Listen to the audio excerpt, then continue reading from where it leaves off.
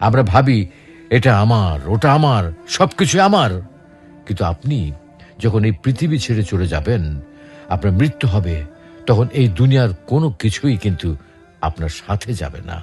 আপনার bank balance আপনার সাথে যাবে না, আপনার বিশাল ইন্ডাস্ট্রি আপনার সাথে যাবে না, আপনার সুন্দর এই প্রাসাদোপম বাড়িটি আপনার সাথে যাবে না, আপনার সবচেয়ে প্রিয় দামি ব্র্যান্ডের গাড়িটি আপনার সাথে যাবে না, আপনার প্রিয়তমা স্ত্রী, আদরের সেই সন্তান সন্ততি কেউ কেউ আপনার সাথে যাবে না।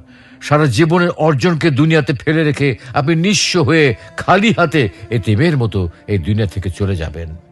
আপনি যখন মৃত্যুবরণ করবেন, সবাই তখন শুধু আপনাকে তাকিয়ে তাকিয়ে দেখবে।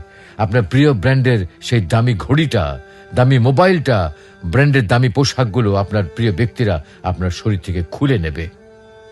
আপনাকে আপনার প্রিয় বেডরুমে সেই সুন্দর পালঙ্ক হতে মসজিদ থেকে আনা খাটিয়ার উপরে রাখবে।